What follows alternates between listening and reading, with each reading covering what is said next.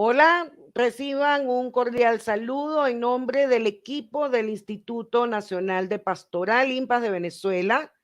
Mi nombre es Erika Marano, asesora y learning del equipo, y hoy es viernes 23 de septiembre del año 2022. Estamos grabando el quinto episodio de la primera temporada de los podcasts del IMPAS. Hoy tenemos como invitada a la doctora María Teresa Urreistieta, quien va a abordar el tema de hoy que hemos denominado el nuevo liderazgo en las periferias, otra perspectiva del compromiso laical.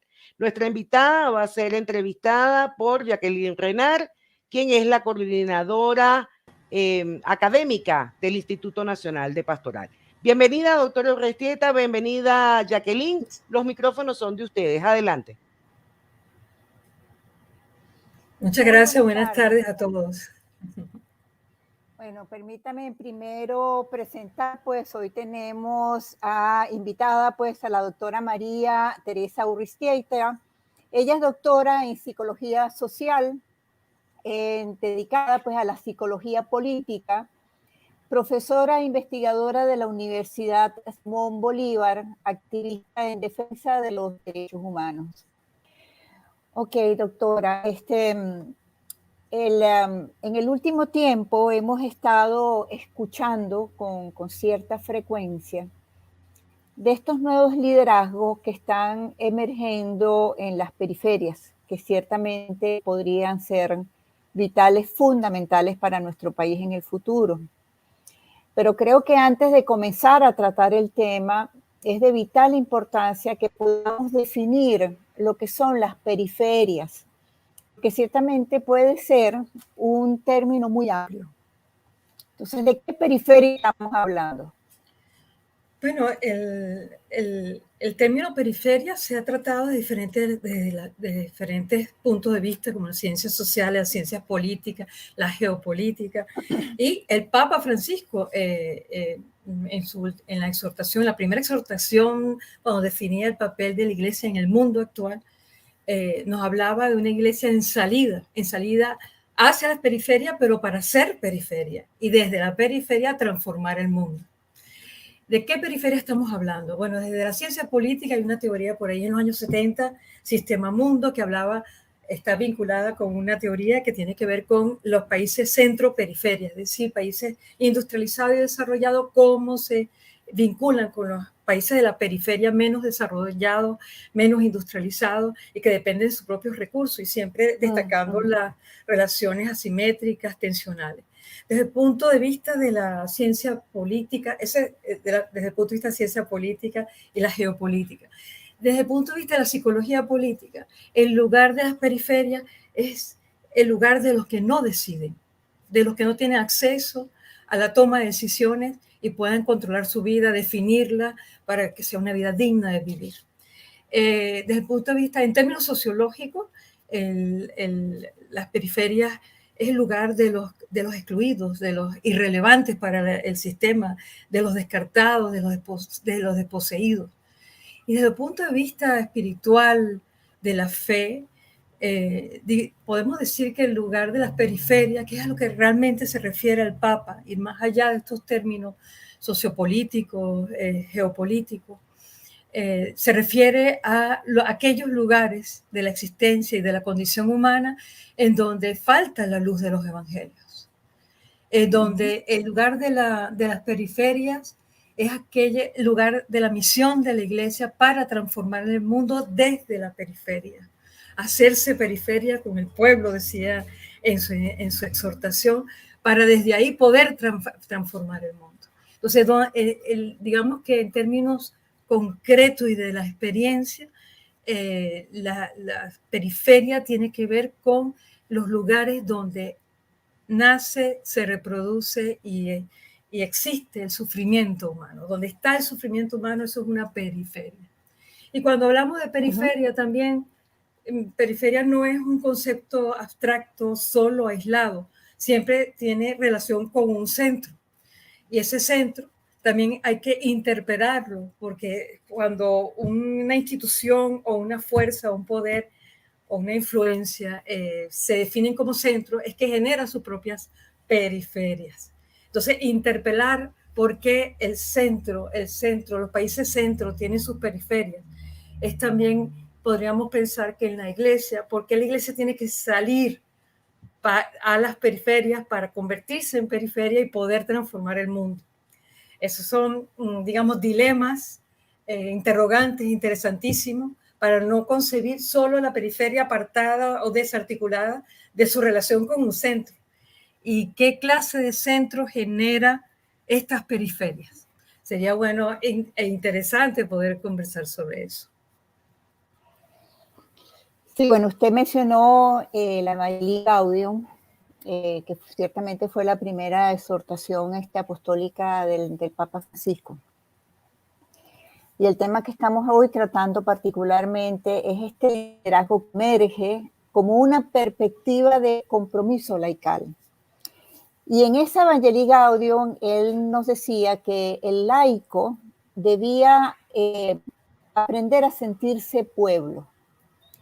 O sea, no solamente porque ciertamente somos la gran mayoría dentro de la iglesia, sino porque nosotros como bautizados estamos llamados a ser fermento en el mundo.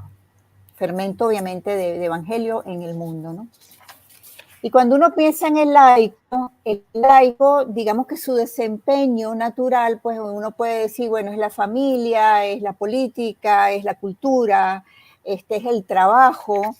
Ese es el lugar del laico en el mundo. Cuando hablamos de estos liderazgos que están emergiendo, que son, digamos, un signo de esperanza pues, para el mundo, particularmente para Venezuela, ¿en qué ámbitos específicamente están emergiendo estos liderazgos? ¿En qué ámbitos laicales, digamos, del laico? Bueno, eso nos obliga de alguna manera a reflexionar sobre el papel del laico en la Venezuela de hoy. Una Venezuela donde justamente si hay algo que está en crisis es la crisis de la convivencia y la crisis del tejido social y sobre todo la crisis del liderazgo político, social y desde las periferias con quienes contamos la pregunta. ¿Cuál es la esperanza en estos liderazgos? Cuando me reúno con los grupos a quienes acompaño en estos procesos de liderazgo, de formación de liderazgo político, social, liderazgo espiritual también, liderazgos morales como referencia en estos tiempos de un profundo desorden, de muchísimo ruido, de una profunda crisis. Siempre recuerdo, me conecto con lo que yo llamo los títulos nobiliarios que nos dejó Jesús para ejercer nuestro liderazgo laical. Sal de la tierra, piedra de escándalo, grano de mostaza, luz del mundo, fermento de la masa. Ya con esos títulos nobiliarios que nos dejaron y nos entregaron en nuestras manos, no podemos desfallecer en cualquier contexto en donde se exprese la opresión, la exclusión, la erosión del Estado de Derecho, porque tenemos una misión fundamental en estos contextos, que son horas estelares para la Iglesia, horas estelares para los liderazgos que emergen en medio de estas circunstancias. Ser sal de la tierra, fermento de la masa. ¿Y qué tipo de fermento? Eso, ser testigos de los signos de los tiempos, interpretarlos, discernirlos y comenzar un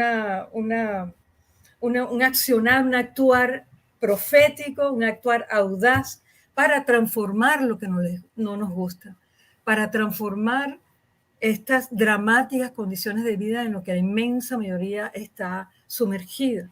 Esta desposesión, esta exclusión enorme, estos niveles de pobreza tienen que tener una respuesta de la Iglesia Católica, tienen que tener una respuesta del liderazgo laical.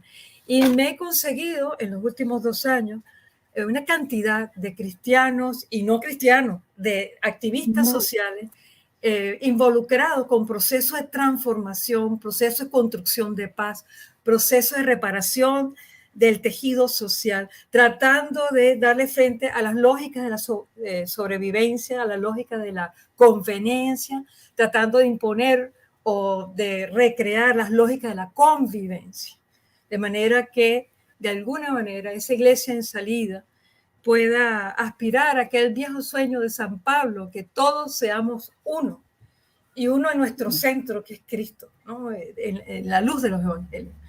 Y en Cristo no hay centro ni periferia, estamos uno en comunión con la luz del evangelio, con esa luz del mundo que nos está llamando, interpelando a diario de cómo construir una iglesia en salida desde la periferia.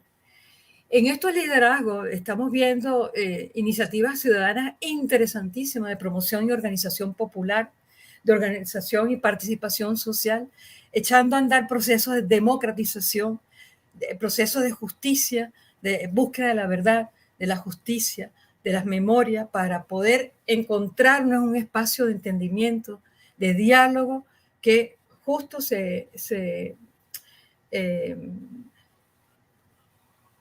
justo puedan desarrollarse de manera plena, quiero decir, la búsqueda de la justicia y de la verdad e involucrarse en procesos de democratización y transformación implica precisamente un laico despierto y que coja la batuta de estos tiempos y pueda echar a andar procesos de transformación profunda, no solamente socioeconómica, política para la democracia, sino de transformación moral, y lleve un liderazgo que pueda señalar el camino que estamos esperando y construir, que es el camino del bien, de la democracia y de la justicia social. O sea, usted ha nombrado fundamentalmente, o sea, está centrado mucho en toda la parte de este liderazgo, digamos, emergente, la parte social, en la búsqueda de la paz, quizás en la organización, digamos, política, porque obviamente es política, que es vital, pero hay además, digamos, otro tipo de liderazgo emergiendo para la solidaridad, para la organización de la comunidad, para la solución de sus propios problemas. O sea, nosotros hemos sido un país que por mucho tiempo ha dependido, como que estamos metidos pues dentro de la piel del venezolano, depender que venga a solucionar los problemas. Podemos decir que estamos viendo liderazgos que están pendientes de cambiar esa situación, digamos, en todos los ámbitos, no solamente, digamos, en la parte política, que es muy importante, la parte de búsqueda de la justicia, de la paz, sino buscar soluciones para el día a día. Claro que sí, es que eso se refiere precisamente a liderazgos situados en sus contextos. Buscar los liderazgos, política con P mayúscula implica empoderarse y poder para transformar la realidad que no nos gusta, para tener una vida en abundancia. Y me refiero específicamente a contextos locales, contextos comunitarios, contextos populares, en donde estamos viendo desde hace unos cuantos años ya el surgir de nuevos liderazgos, de jóvenes involucrados en nuevos procesos de transformación comunitaria, en promoción de una construcción de una cultura para la paz, en actividades para darle frente a los procesos de carencia profunda en nuestro pueblo venezolano, como es los problemas económicos, los problemas de desempleo, cómo se organizan las mujeres alrededor de comedores populares para servir y para también canalizar una cantidad de procesos que tienen que ver con la erosión del Estado de Derecho, desde la seguridad alimentaria hasta los derechos políticos y cívicos. Sin duda que todo esto no se puede ubicar el término de la política. La política es la política cotidiana a la que me refiero, sí. Y que está emergiendo una cantidad de iniciativas ciudadanas que están dándole sentido a un país en plena emergencia humanitaria compleja, a un país que tiene unas circunstancias terribles en cuanto a calidad de vida, y nos está interpelando a todos, sobre todo a los seglares, sobre todo al laico comprometido, que está llamado a hacer eso, fermento de la masa, fermentar procesos de liberación de este sistema opresivo, de construir una voz donde se escuchen las necesidades populares y se propongan procesos de democratización, de búsqueda de la verdad, de la justicia y de la defensa y protección de los derechos humanos.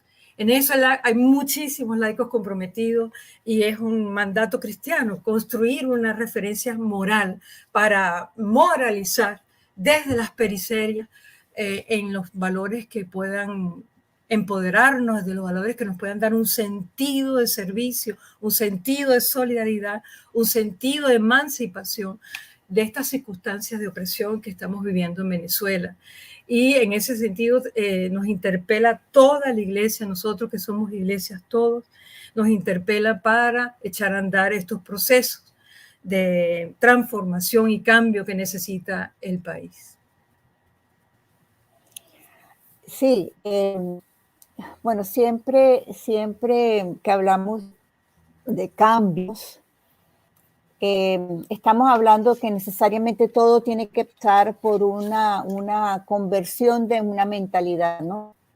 Como le decía, o sea, primero lo ha dicho muy bien al expresar, el Papa Francisco lo decía, o sea, no se trata de mirar hacia la periferia, sino trabajar desde la periferia, que ya de por sí es un cambio de mentalidad, es definitivamente un cambio de mentalidad. Siempre se ha pensado que uno tiene que ir a ayudar al que no puede o al que no hace o al que está en situación de, y no ayudarlo para que sea él el que genere los cambios, el que precisamente tome la conciencia de que en sus manos está cambiar la situación. Entonces podemos decir que ciertamente lo que está ocurriendo, como digo, hace varios años, quizás uno lo escucha con frecuencia ahora, porque hemos tenido muchos años en Venezuela, como bien lo ha dicho, de mucho deterioro social, de que efectivamente de mucho sufrimiento. Entonces podemos decir que efectivamente este cambio de mentalidad se está gestando, en las periferias se está dando y que cada vez se está involucrando más gente, pues se está tomando más conciencia de que la solución digamos, está en las manos de las propias personas. Sí, cuando hablamos del protagonismo y de el despertar de la conciencia, al problematizar las condiciones de vida, al cuestionar por qué estamos viviendo así, usted puede ver una cantidad de expresiones de la necesidad de empoderarse, de la necesidad de formarse, de la necesidad de preservar los valores que pueden sostener una sociedad cohesionada, conviviendo, porque se reconoce que el daño más profundo que se le ha hecho a Venezuela es el daño a la convivencia. Y la crisis de liderazgo están hablando de ese daño profundo. ¿Por qué? Porque es en la convivencia donde se perfilan los talentos, la fuerza, las posibilidades de una comunidad, las posibilidades de la sociedad venezolana. Pero se imperan las lógicas de la sobrevivencia, se imperan las lógicas, como les decía, de la conveniencia. Es muy difícil que se dé la convivencia, porque, bueno, cada quien agarra para su lado, tiene un proyecto privado, se desarticula aún más la sociedad. Pero sí estamos viendo unas fuerzas sociales muy importantes que han entendido que también tienen un rol político, no político partidista, sino un rol político de gestionar el bien común en su comunidad. Y ellos no entienden la vida como en una relación centro-periferia, sino el centro de su vida son las necesidades, las dramáticas condiciones de vida. Y hay que darle respuesta a eso. Y vinculándose con las fuentes de vida, en este caso que estamos hablando del accionar del laico, vinculándose a la fuente de vida, que es la iglesia, la fe, tener ahí donde está tu tesoro, está tu corazón, la fuente de vida, que es Cristo para nosotros. pues hay comienza un proceso de centro, entre comillas, es decir, de centrarse en el desarrollo pleno de su comunidad, identificando talento, identificando las fuerzas comunitarias, los recursos comunitarios, para echar a andar procesos que diríamos en lenguaje cristiano, procesos de bien. Hacer el bien y hacerlo bien es fundamental. Pero eso articulado, un proyecto de país, eso sería un emprendimiento más que no transformaría nada si no está vinculado a un proyecto de país en donde todos seamos uno, en donde verdaderamente construyamos un país con un futuro compartido, ¿no? Y dejemos atrás este pasado de división, de fragmentación, de polarización, de odios entre grupos políticos y sociales que con el conflicto político fragmentó el tejido social. La idea es que esas iniciativas ciudadanas en los pueblos, en las comunidades, en las ganas de los muchachos de hacer nuevas bases políticas en los partidos, nuevas bases sociales con los liderazgos emergentes en cada centro del país.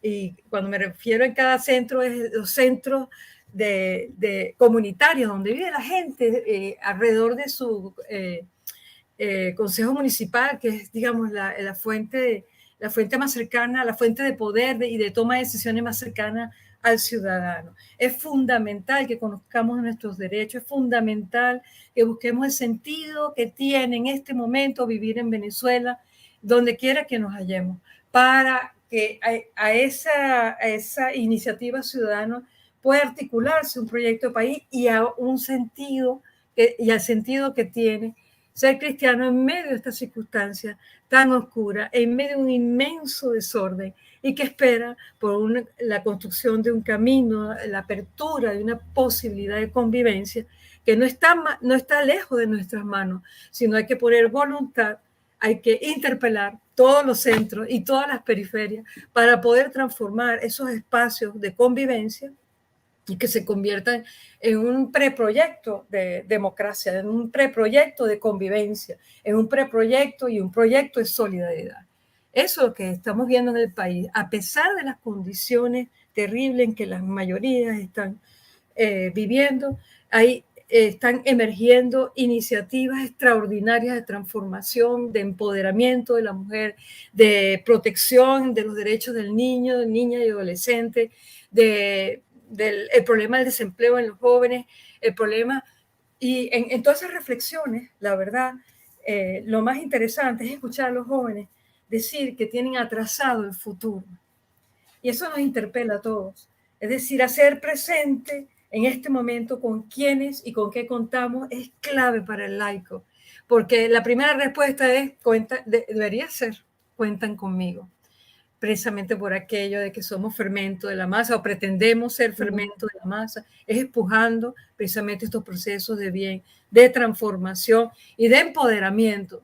Porque sin poder, y aquí entra todo lo que tiene que ver con el poder del laico, el poder de la iglesia, el poder de la luz de los evangelios para poder transformar precisamente esos corazones, esas mentalidades que muchas veces uno se encuentra con un profundo fatalismo, no se puede, ya esto se lo llevó el viento, etcétera, y poder, digamos, construir esperanza.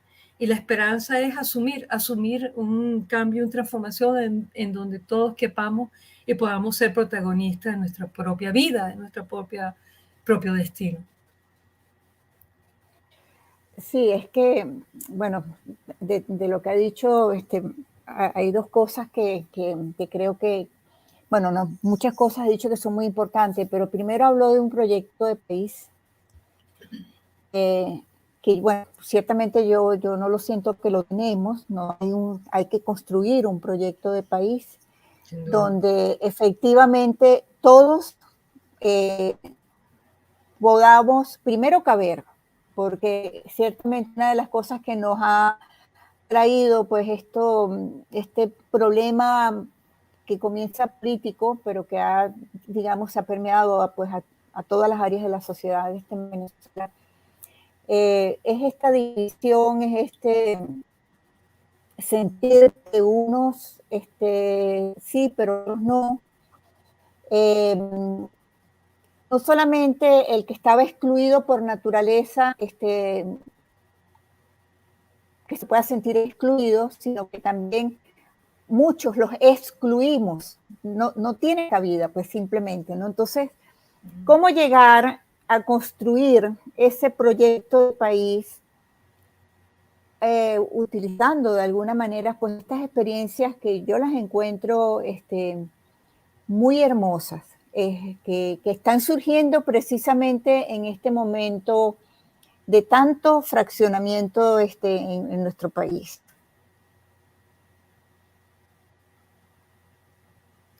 ¿Cuál es la pregunta? Sí.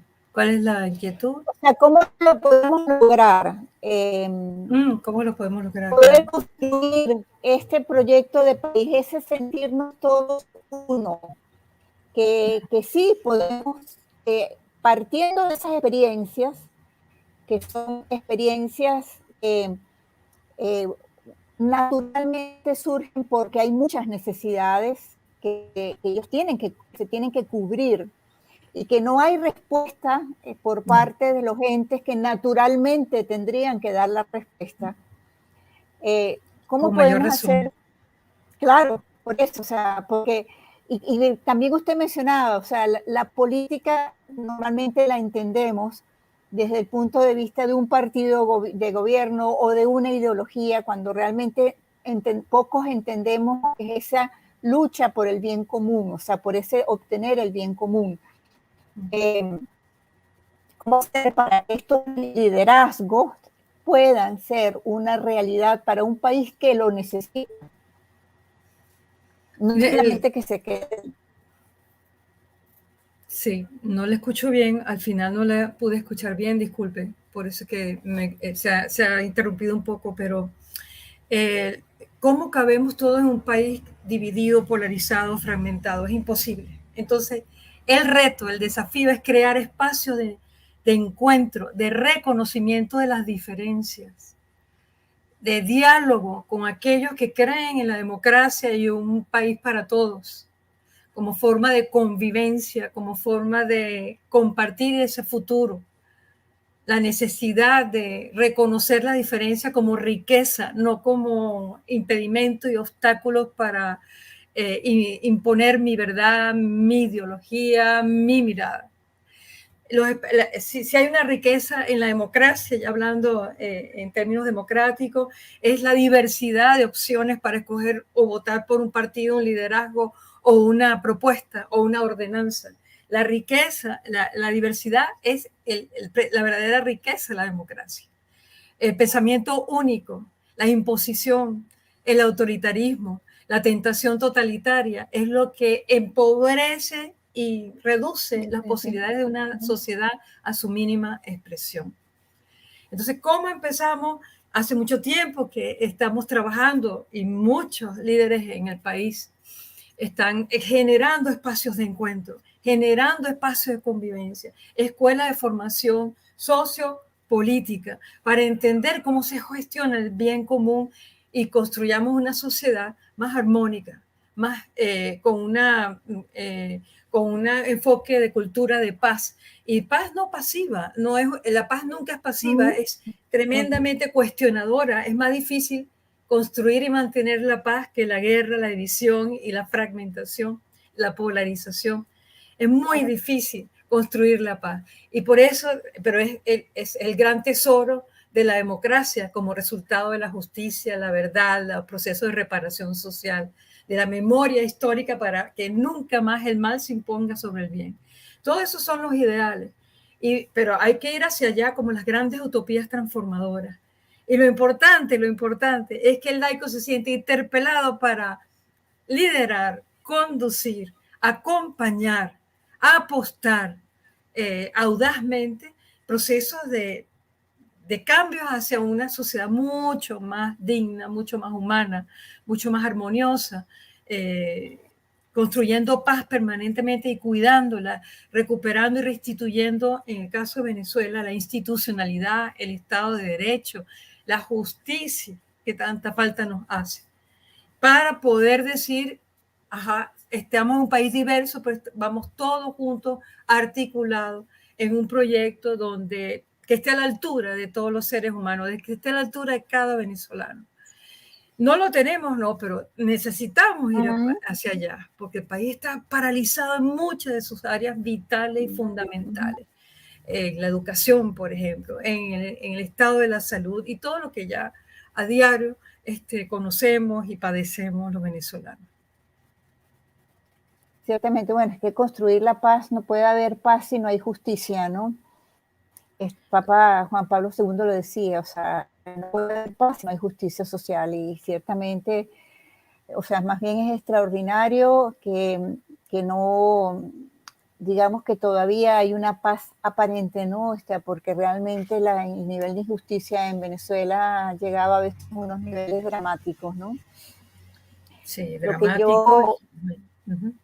Sí, sin embargo, yo lo que rescato y me llama, como le digo, profundamente la atención, es que precisamente en estos lugares donde estamos viendo las situaciones más extremas de injusticia, o sea, porque es un problema, hablamos del problema de educación en Venezuela, que se ha venido deteriorando de una forma dramática, y ciertamente estas personas que hablábamos al inicio, las que están excluidas, las que de alguna manera no alcanzan a tener pues acceso a una buena educación, pues son precisamente en esas periferias donde están emergiendo estas organizaciones para trabajar por la educación, para que todos los niños tengan derecho de alguna manera a la educación, para que se organicen las madres y tengan comedores. O sea,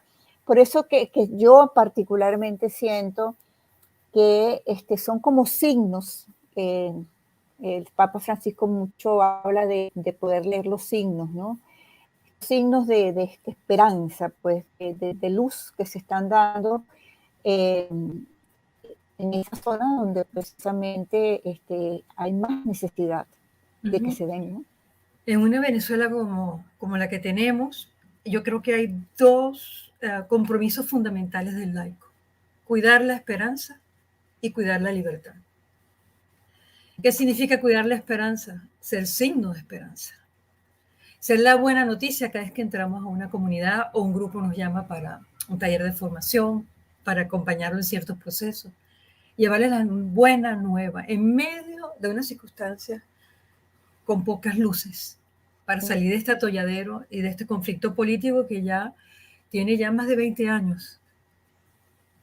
Y vemos los resultados en el país y realmente tenemos que asumir la tarea moral de pedir que los que obstruyen el futuro, que está retrasado, se hagan a un lado para ver si es posible construir sobre lo que va quedando, reconstruir a Venezuela con todos los que crean en la democracia, sin distingo de ningún tipo, ni de religión, ni de raza, ni de partido político, ni de ideología. Solo basta con que, podemos empezar con que partamos todos de los fundamentales que son los valores democráticos, desde una perspectiva humanista, y los que somos cristianos desde una perspectiva cristiana, para transformar el mundo, para articular ese proyecto de país que queremos echar a andar. Y cuidar la libertad tiene que ver con la posibilidad de que movamos al mundo con nuestras propias decisiones y no sentir que nuestra vida no está bajo nuestro control, sino bajo el control de las presiones políticas, del sistema opresivo, de la necesidad de comprar, del capital, de todo el mundo, menos de los que tienen que tener su protagonismo y controlar su vida y poder echar a andar procesos de realización plena, que es el ciudadano, que es la persona. Centrarnos en la persona es cuidar la esperanza y cuidar la libertad. Y centrarnos para hacer de esta sociedad una sociedad donde se pueda convivir, rechazando y ya cerrando la puerta a la confrontación, a los conflictos no bien canalizados bajo una perspectiva de búsqueda de la paz, de la justicia y de una convivencia armónica y que reconozca las diferencias como riqueza, una democracia que se llame justa y plena. Sí, llegó la hora del pensamiento del día, María Teresa, Jacqueline. Si me permiten compartir con ustedes, el 24 de abril del año 2016 se dio a conocer la carta Laicos en la Vida Pública, Iglesia y Mundo, que el Papa Francisco envió al presidente de la Pontificia Comisión de América Latina, el cardenal Marcolet, sobre el compromiso de los laicos en la vida pública. Cito un fragmento de esa carta y dice: es preciso evitar la tentación de pensar que el laico comprometido es aquel que trabaja en las obras de la iglesia y o en las cosas de la parroquia o de la diócesis. Y poco hemos reflexionado cómo acompañar a un bautizado en su vida pública y cotidiana. Fin de la cita. El Santo Padre, desde el comienzo de su ministerio, ustedes lo comentaron hace minutos atrás en su exhortación apostólica Evangelii Gaudium, habla precisamente del protagonismo que los laicos deben tener en una iglesia sinodal y misionera, señalando que los laicos representan la abrumadora mayoría del pueblo de Dios y son una mayoría que no debe callar, sino ser protagonista. Doctora María Teresa, su opinión al respecto. Bueno, que estábamos hablando, ¿no? Cómo asumir ese papel protagonista, cómo empoderarse donde están las fuentes de vida. La fe fundamental para un laico es fuente de vida y sabiduría para poder actuar en estos escenarios tan difíciles y de tantas situaciones dramáticas, como hemos comentado. El papel protagonista del laico, bueno, lo decía hace un rato, es asumir, hacerse cargo de la realidad, como dicen los jesuitas, asumir un papel transformador, un papel que no calla, asumir un compromiso de profeta que denuncia y anuncia lo que es posible, que denuncia las inequidades, que denuncia todos los procesos de discriminación, de exclusión, que no se queda callado y no pasa al lado del sufrimiento como si no le importara o le es indiferente o como no tiene respuesta, no haya que hacer. No. ¿Cómo asumir ese compromiso? Y para eso ser periferia significa que desde el sufrimiento humano podamos dar respuesta, llevar nuevas noticias, la buena nueva, transformar los corazones mientras estamos intentando transformar el mundo para que verdaderamente podamos impactar estos escenarios de opresión, estos escenarios de profundas pobrezas, no solamente materiales, psicológicas, sino también morales, espirituales. Allí donde hay sufrimiento, ahí están las periferias, que la iglesia en salida quiere ser con el pueblo parte de esa periferia para poder transformar las posibilidades que tenemos en vivir una vida plena y una vida en abundancia, como nos invitó el maestro. Sí, bueno, definitivamente este es el compromiso que debemos de, yo digo, aprender a asumir, ¿no? Porque el laico, ya muchas veces cuando ya uno habla de la palabra laico, y que laico obviamente es pueblo de Dios, lamentablemente todavía sentimos que estamos todavía como muy ligados a ese trabajo que debemos de realizar dentro de la iglesia, que es indudablemente importante, no decimos que no lo es, pero nuestro lugar está en el mundo, y precisamente en ese mundo que está sufriendo, ¿no? O sea, porque mayoritariamente, particularmente en nuestro país, pero no es el único, porque si fuera Venezuela solamente, entonces uno diría, bueno, como se trata de Venezuela, mayoritariamente en nuestro pueblo, nuestra gente vive en situación de periferia. Definitivamente, cuando uno ve, digamos, y por eso era importante la primera pregunta cuando hablamos de periferias, de qué tipo de periferias estamos hablando, porque en Venezuela se dan todas las periferias, digamos, como reconocidas. En Venezuela las tenemos todas. Entonces, el trabajo que debemos de asumir Los laicos, sobre todo, porque los laicos debemos de llevar la buena nueva. Y me gustó mucho cuando dijo, debemos ser signo de esperanza, de luchar por la libertad, de luchar por la dignidad del ser humano. Pues entonces el trabajo que nos toca es arduo. Es arduo, a veces abruma, pero es un desafío, es una hora estelar para el cristiano, sin duda. Es allí donde debemos actuar, es precisamente donde debemos ser fermento de la masa, sal de la tierra, luz del mundo. Todas estas cosas a las que nos invitó Jesús tienen una realidad concreta y situada. Por ejemplo, en Venezuela, concretamente, ¿a dónde metemos el hombro? ¿Dónde actuamos? ¿Dónde acompañamos? Hay algo que se llama, el que tiene instalado desde 2014 ya unos indicadores, que es la emergencia humanitaria compleja. En Venezuela se está dando proceso de erosión del Estado de Derecho pavoroso, como nunca antes habíamos visto tanta desposesión, tanto descalabro de nuestras seguridades, tanto intento de control colectivo.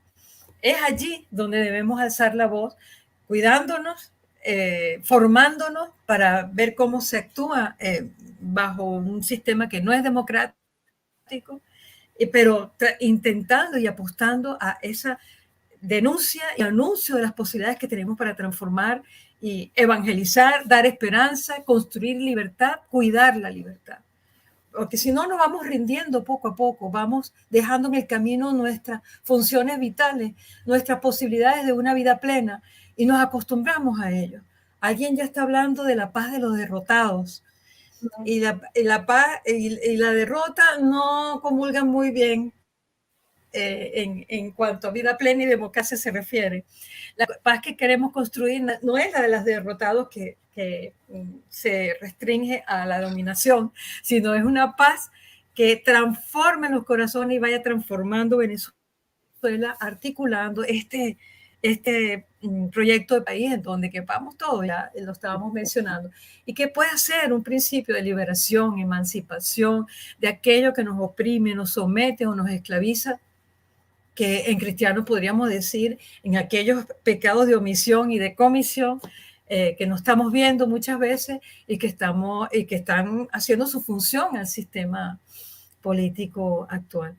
Despertar estas nociones es lo político en nuestra vida cotidiana. Cómo empoderarnos para transformar. Sin poder no podemos transformar.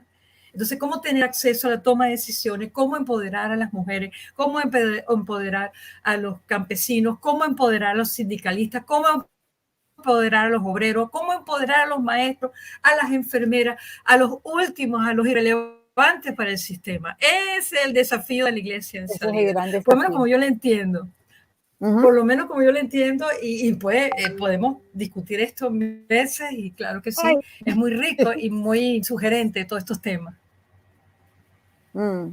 Sí, ciertamente nos daría, no digo yo para un podcast, para muchos, o sea, cuando empezamos a trabajar las diferentes áreas, o sea, podríamos estar hablando muchísimo sobre el tema, pero creo que como digamos, no como de boca, pero como una llamada de atención a lo que efectivamente está pasando, porque yo sigo pensando que en medio de esta desolación, yo diría que hasta a veces desesperanza que tenemos en Venezuela, de este sentir que se ha perdido, que es mucho lo que se ha perdido y no podemos volver a ganar, a retomar, pues sí están sucediendo cosas que son interesantes, que vale la pena que se conozcan, que entendamos que sí tenemos posibilidades, que cuando queremos y nos empoderamos, como usted bien dice, realmente podemos estar un cambio,